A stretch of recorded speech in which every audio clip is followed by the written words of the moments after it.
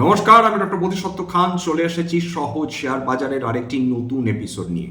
প্রিয় বন্ধুরা, আশা করি সবাই ভালো আছেন এবং সুস্থ আছেন। আমরা তো বহু বছর ধরে বিভিন্ন সেক্টর নিয়ে আলোচনা করেছি। কখনো আর্টিফিশিয়াল ইন্টেলিজেন্স ইনফ্রাস্ট্রাকচার নিয়ে আলোচনা করেছি, কখনো ফার্মা, কখনো কেমিক্যালস, কখনো রিনিউয়েবল এনার্জি, কখনো ডিফেন্স এবং মেটাল সেক্টর নিয়েও বিস্তৃত আলোচনা হয়েছে। কিন্তু আমরা যেভাবে সোনা বা রূপোর কথা বলে থাকি, এমন একটা মেটাল রয়েছে যেটাকে বলা হচ্ছে কিং অফ মেটালস। সামনের 20 বছর, হয়তো বা পরের শতাব্দী অবধি এই একটা মেটাল যেটা আমাদের এনার্জি ট্রানজিশন আনছে, যুগান্তকারী পরিবর্তন আনছে বললে কম হয়। এবং আজকের দিনে দাঁড়িয়ে যে কটা সেক্টর আমাদের ভবিষ্যতের সেক্টর হয়ে উঠতে চলেছে, তার সমস্ত কটি সেক্টর এই বিশেষ মেটালটি ছাড়া প্র্যাকটিক্যালি অচল। 2001 থেকেই যদি ধরি, 2001 থেকে 2020 অর্থাৎ কোভিড কাল অবধি একবারের জন্যও কি আমরা কপার নিয়ে আলোচনা করেছি? একবারের জন্য কি আমাদের মনে হয়েছে যে আমাদের বাড়িতে আমরা যে ওয়্যারিং করি, আমাদের বাড়িতে যে ইলেকট্রিসিটি আসে, আমাদের যে তারগুলো আমরা ছেঁটে ফেলে দিই, সেইটা কপার, এবং সেইটা যত দিন যাবে তার প্রয়োজনীয়তা তীব্র হারে বৃদ্ধি পাবে? উত্তর হচ্ছে না। কিন্তু কোভিড সব কিছু বদলে দিয়েছে। কোভিডের পরবর্তী সময়ে সব কিছু বদলে দিয়েছে। 2022-এর রাশিয়া ইউক্রেন যুদ্ধ বদলে দিয়েছে, এবং সম্প্রতিকালে ইরান আমেরিকার যুদ্ধ সব ইকুয়েশন বদলে দিচ্ছে। আমাদের কাছে বর্তমানে গোটা বিশ্বতে যে পরিমাণ তেল ভাণ্ডার এবং প্রাকৃতিক গ্যাস ভাণ্ডার রয়েছে, সেটা তর্ক সাপেক্ষে খুব বেশি হলে 50 বছর থেকে 70 বছর অবধি চলতে পারে, অর্থাৎ ফসিল ফুয়েলের কথা বলছি। এবং তারপর গোটা পৃথিবীতে পেট্রোল বা প্রাকৃতিক গ্যাস পাওয়া যাবে না বলে বিশেষজ্ঞরা দাবি করছেন। এমতো একটা অবস্থায় সেটা কেবলমাত্র যে আমাদের ফুয়েল কনজামশনের কথা তা নয়, যেভাবে হিমবাহগুলো গলে যাচ্ছে, যেভাবে ক্রমাগত ওয়াটার ক্রাইসিস তৈরি হচ্ছে, যেভাবে বিভিন্ন শহর বিশ্ব জুড়ে এক একটা শহরে পলিউশনের মাত্রা এমনভাবে বৃদ্ধি পাচ্ছে যে সেটা শিশু থেকে বৃদ্ধদের স্বাস্থ্যহানি ঘটাচ্ছে, তার ফলে গোটা বিশ্বজুড়ে বিশেষজ্ঞরা মারাত্মক চিন্তিত হয়ে উঠেছিলেন বহু বছর আগে থেকে। এবং বলা হচ্ছে আমরা অলরেডি 11:30 এইরকম 11:30, অর্থাৎ যদি 12 ঘন্টা অস্তিত্ব থাকে পৃথিবী, তার মধ্যে 11:30 ঘন্টা আমরা পার করে ফেলেছি। এই আধ ঘন্টা আমাদের হাতে রয়েছে। এর মধ্যে আমরা যদি অতি দ্রুত এনার্জি ট্রানজিশন না করি, পৃথিবী ধ্বংস হয়ে যাবে। এবং এই এনার্জি ট্রানজিশন সম্পূর্ণভাবে নির্ভরশীল এমন একটা মেটালের ওপর, যেটা ছাড়া সামনের যুগগুলো প্র্যাকটিক্যালি অচল হয়ে যেতে বাধ্য। এই মেটালটির নাম কপার, যেটা সম্প্রতিকালে আরও শিরোনামে উঠে এসেছে। আচ্ছা ভাবুন তো, সোনার দাম দিনের পর দিন কেন বৃদ্ধি হচ্ছে? তার কারণ আমাদের যে পরিমাণ সোনার চাহিদা রয়েছে ততখানি মাইনিংই হয় না। রূপোর দাম কেন বৃদ্ধি হচ্ছে? একই উত্তর, যে পরিমাণ ডিমান্ড রয়েছে সেই পরিমাণ সাপ্লাই নেই। কপারের ক্ষেত্রে সিচুয়েশন আরও ভয়াবহ হয়ে উঠছে। সোনা বা রূপো এখনো আমরা মাইনিং করে আমরা সেটাকে ব্যবহারযোগ্য করে তুলতে পারছি মানুষের জন্য, কিন্তু বর্তমানে যে টোটাল রিজার্ভস রয়েছে গোটা বিশ্ব জুড়ে কপারের, সেটা নামমাত্র বলা যেতে পারে, অন্তত রূপো এবং সোনার তুলনায় মাত্র 790 মিলিয়ন মেট্রিক টন রয়েছে গোটা বিশ্ব জুড়ে।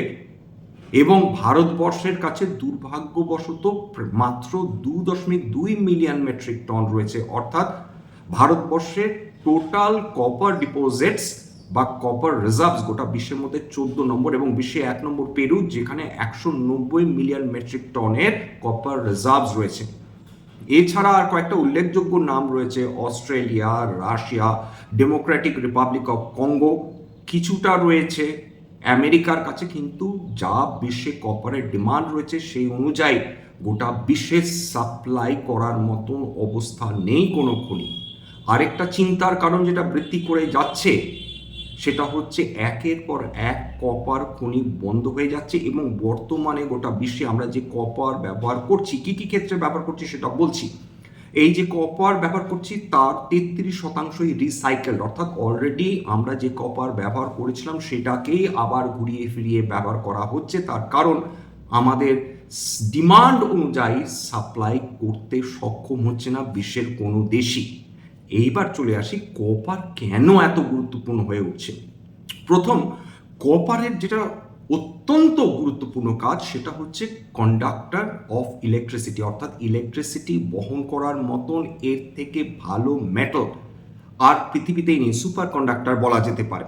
2 নম্বর, কপারকে যতই টানুন সে ততই শুরু হতে থাকবে, সেটা চট করে ভাঙবে না, অর্থাৎ ম্যালেবিলিটি এবং ডাক্টিলিটি কপার বিশ্বের মধ্যে 1 নম্বর। এছাড়া কপার খেয়াল করে দেখবেন যে বিভিন্ন হাসপাতালে যে দরজাগুলো তাতে যে নবসগুলো রয়েছে সেটা কপারের তৈরি, কারণ কপারের অ্যান্টি মাইক্রোবিয়াল প্রপার্টিজ রয়েছে। সিঙ্গেল সেন্ট ব্যাকটেরিয়া এই কপারের সংস্পর্শে আসলে ধ্বংস হয়ে যায়। এছাড়া কপারের একটা সুবিধা রয়েছে, এটা 100% রিসাইক্লেবল, অর্থাৎ এইটা বারবার বহুবার অগুন্তিবার ব্যবহার করা যায় বিভিন্ন কাজের ক্ষেত্রে। এইবার চলে আসে আমাদের গোটা বিশ্বে কপার মূলত কিসে কিসে কাজে লাগছে। বিশ্বে 1 নম্বর এরিয়া যেখানে কপার অনিবার্যভাবে ব্যবহার করতে হয় সেটা হচ্ছে ইলেকট্রিক্যাল এবং পাওয়ার ইনফ্রাস্ট্রাকচার, অর্থাৎ বিশ্বের টোটাল কপার ইউসেজের 65 থেকে 70% কিন্তু ইলেকট্রিক্যাল এবং পাওয়ার ইনফ্রাস্ট্রাকচার ডেভেলপ করতে কাজে লাগছে। এর মধ্যে পাওয়ার ইনফ্রাস্ট্রাকচার বা ইলেকট্রিক্যাল ইনফ্রাস্ট্রাকচারের মধ্যে কি কি রয়েছে? পাওয়ার গ্রিড রয়েছে, ওয়্যারিং রয়েছে, ট্রান্সফর্মার্স রয়েছে এবং টেলিকমিউনিকেশন কেবলস রয়েছে। এটা ছাড়া এই ধরনের যে এই ধরনের যে টুলসগুলো বা এই ধরনের যে প্রোডাক্টসগুলো সেটা কোনোভাবে ইলেকট্রিক্যাল প্রোডাক্ট সেগুলো করা সম্ভব নয়। 2 নম্বর, গ্রিন এনার্জি ট্রানজিশন। আমরা ক্রমাগত ফসিল ফুয়েল থেকে রিনিউয়েবল এনার্জির দিকে ট্রানজিশন করছি। এইখানে একটা দুর্দান্ত গল্প বা ইনফরমেশন আপনাদের বলি। এই যে রিনিউয়েবল এনার্জি আমরা ক্রমাগত যে ট্রানজিশন করে চলেছি, অর্থাৎ সোলার বলুন, এনার্জি বলুন বা উইন্ড এনার্জি বলুন বা ইলেকট্রিক ভেহিকেলস বলুন, জানেন কি এই প্রত্যেকটা প্রজেক্টে, একটা সিঙ্গেল প্রজেক্টে কত করে কপার খরচ হয়? উদাহরণ দিচ্ছি। আমাদের খেয়াল করে দেখবেন যে ভারতবর্ষে কিছু উইন্ড টারবাইন্স, অর্থাৎ যে উইন্ড টারবাইন্সগুলো ইলেকট্রিসিটি উৎপন্ন করে তারা হয় পাহাড়ের ওপর অবস্থিত থাকে, যেমন মহারাষ্ট্রে বা পুনে, এছাড়া সমুদ্রের ধারে সেগুলোকে লাগানো থাকে বা সমুদ্রের মধ্যেও লাগানো থাকে। যেগুলোকে আমাদের ল্যান্ডের ওপর বা পাহাড়ের ওপর যে উইন্ড টারবাইন্সগুলো লাগানো থাকে সেগুলোকে বলে অফশোর উইন্ড টারবাইন্স, অনশোর উইন্ড টারবাইন্স, এবং যেগুলো সমুদ্রের মধ্যে লাগানো থাকে সেগুলো অনশোর উইন্ড টারবাইন্স। এইবার আমাদের যদি ভারতবর্ষের মাটিতে কোনো উইন্ড টারবাইন লাগানো হয়, একটা উইন্ড টারবাইন অর্থাৎ 3 মেগাওয়াটের উইন্ড টারবাইন সেটা ব্যবহার করে 9560 কিলো কপার। 9560 কিলো কপার, অর্থাৎ প্রায় 9.5 টন। এই একই যদি উইন্ড টারবাইন সমুদ্রের মধ্যে লাগানো হয় সেটা 26,650 প্রতি 3 মেগাওয়াট উইন্ড টারবাইনের জন্য কাজে লাগে। অর্থাৎ একটা উইন্ড টারবাইন কি বিপুল পরিমাণ কপার প্রয়োজন হয় সেটা তো বুঝতেই পারছেন।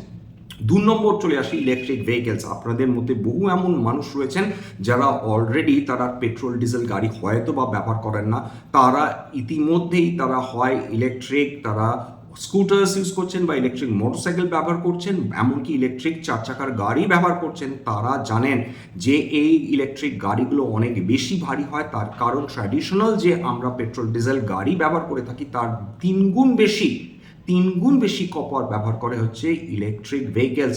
এই মুহূর্তে ভারতবর্ষে একটি ইলেকট্রিক ভেহিকেলে 90 কিলোর বেশি কপার ব্যবহার করা হচ্ছে।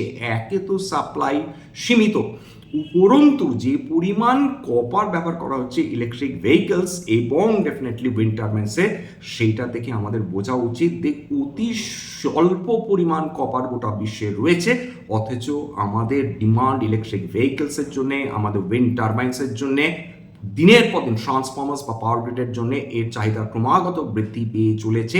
এবং ওয়ার্ল্ড এনার্জি এজেন্সি বা ইন্টারন্যাশনাল এনার্জি এজেন্সি আইইএ তারা বলছে 2024-এর মধ্যে টোটাল কপার ডিমান্ড দ্বিগুণ হয়ে যাবে, এতটাই কিন্তু প্রয়োজন হবে কপারের।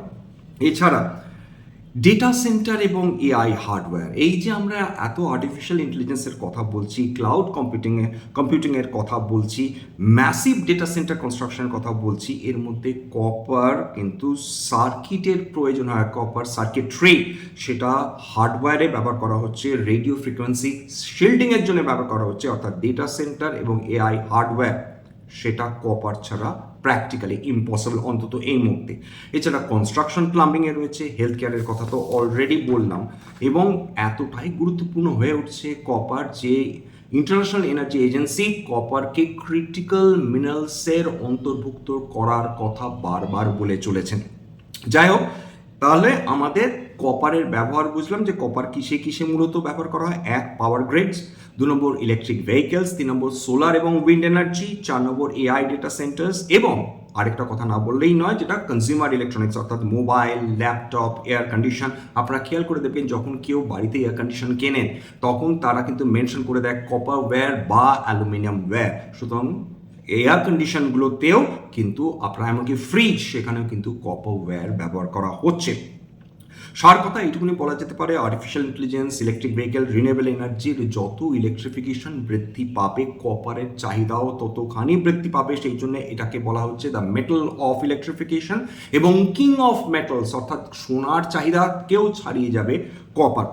তাহলে আমাদের একটা জিনিস বুঝতে হবে, যে হারে আমাদের ইলেকট্রিক ভেহিকেলস, রিনিউয়েবল এনার্জি, এরা এই যে ডেভেলপমেন্ট, এআই ডেটা সেন্টার্সগুলো যেভাবে ক্রমাগত বৃদ্ধি পেয়ে চলেছে, তার চাহিদা কপারের সম্ভবত একটা সুপার সাইকেল আসতে চলেছে, সেইটার উপর আমাদের কিন্তু বিনিয়োগকারীদের নজর রাখতে হবে।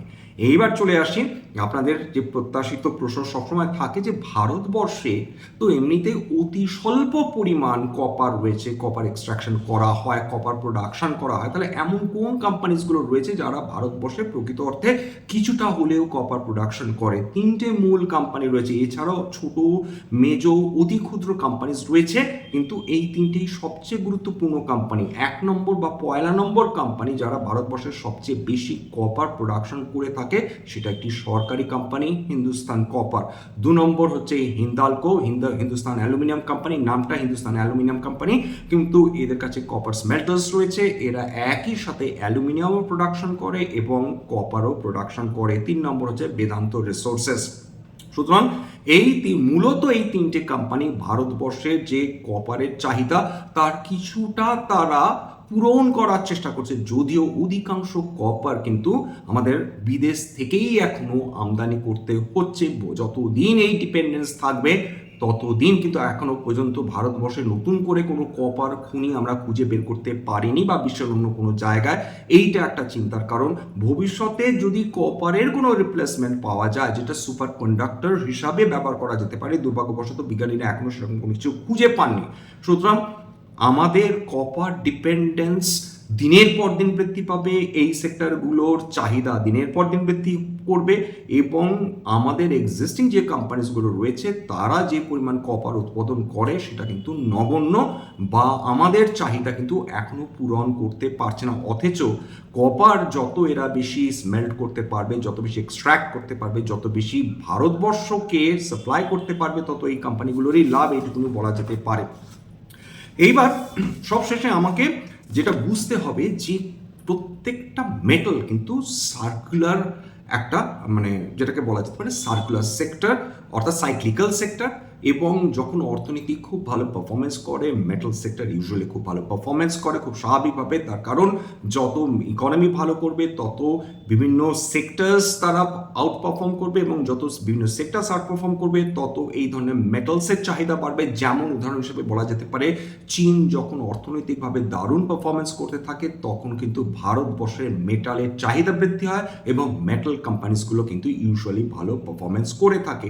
কিন্তু যখন মেটালের ডিমান্ড কমে যায় তখন কিন্তু এই কোম্পানিজগুলোই সবচেয়ে বেশি ভুক্তভোগী হয়। সেটা কেবলমাত্র কপারের কথা বলছি না, ভারতবর্ষে যত মেটালস রয়েছে বা মিনারেলস রয়েছে। উদাহরণ হিসেবে বলা যেতে পারে, এই যে অয়েল ক্রাইসিস ইরান এবং আমেরিকার যুদ্ধের ফলে হলো, সেটা হরমুজ বন্ধ হয়ে গেল, যখন অয়েল অ্যান্ড গ্যাস আমরা প্র্যাকটিক্যালি আমাদের ভারতবর্ষে আমদানি করা খুব ডিফিকাল্ট হয়ে উঠলো। কোন এমন মিনারেল ছিল যার চাহিদা দারুণভাবে বৃদ্ধি পেল? খুব স্বাভাবিকভাবে কয়লার ডিমান্ড এই বিগত 3 মাসে দারুণভাবে বৃদ্ধি পেয়ে গিয়েছিল। কারণটাই খুব স্বাভাবিক, যখনই কোনো সাপ্লাই বন্ধ হয়ে যায় তখন একটা অল্টারনেটিভ সোর্স অফ ফুয়েলের খোঁজ আমরা করি। সেই ক্ষেত্রে কোল আমাদের সেই সাপ্লাইটা তখন দিয়ে চলেছিল, এবং তার ফলে সরকার নতুনভাবে বাধ্য হচ্ছে যে কোল গ্যাসিফিকেশন যাতে আমরা করতে পারি, আমরা সিন গ্যাসের কথা ভাবতে পারি। অর্থাৎ প্রত্যেকটারই চাহিদা রয়েছে। একটা কথাই রয়েছে বাংলায়, জীবনের ধন কিছুই যায় না ফেলা। অর্থাৎ কোনো না কোনো জিনিস যেটা আমাদের কাছে রয়েছে সেটা কোনো না কোনো সময় বিশ্বে বা জীবনে একবার না একবার কাজে লাগবে। বর্তমানে এটা বিশেষ করে যদি ভারতীয় শেয়ার বাজার দেখেন, সেটা কিন্তু একদম প্রত্যক্ষ প্রমাণ হিসেবে আমাদের সামনে চলে এসেছে। যাই হোক, এখানে শেষ করলাম। স্ট্যান্ডার্ড ডিসক্লোজার যে কোম্পানিজগুলো নিয়ে আলোচনা করলাম, হতে পারে তার মধ্যে কোনো কোম্পানিতে আমার বা আমার পরিবারের ভেস্টেড ইন্টারেস্ট থাকলেও থাকতে পারে। ভবিষ্যতে যদি নতুন করে কিনি বা বিনিয়োগ করি, আগাম বিজ্ঞপ্তি দিয়ে কিনতে বা বিক্রি করতে পারবো না। স্ট্যান্ডার্ড ডিসক্লেমার, এটা কেবলমাত্র একটা এডুকেশন চ্যানেল। বাঙালি বিনিয়োগকারীদের ইনভেস্ট অ্যাওয়ারনেস বৃদ্ধির জন্য এখানে কোনো ধরনের কোনো শেয়ারের buy sell recommendation, suggestion, advice এমনকি ইনফ্লুয়েন্স করার প্রচেষ্টা নেই। আমার কথা শুনে যদি কোনো অ্যাসেট বা কোনো শেয়ারে বাই সেল সিদ্ধান্ত নেন, ক্ষতির মুখোমুখি হতে পারেন। সুতরাং সবসময় একজন সেবি রেজিস্টার্ড ইনভেস্টমেন্ট অ্যাডভাইসারের পরামর্শ নেওয়ার চেষ্টা করবেন বা নিজের রিসার্চ করবেন। সেক্ষেত্রে আপনারা উপকৃত হলেও হতে পারেন। সবশেষে যেটা বলি, যদি এই ধরনের এপিসোড আপনাদের ভালো লাগে, প্লিজ একটা লাইক দেবেন, প্লিজ সাবস্ক্রাইব করবেন, এবং যদি সত্যি মনে আমার বাঙালি ভাই বোনদের জীবনে একটুখানি ভ্যালু অ্যাড করতে পেরেছি, প্লিজ নিজের গ্রুপে শেয়ার করে দেওয়ার চেষ্টা করবেন। আজকের জন্য নমস্কার।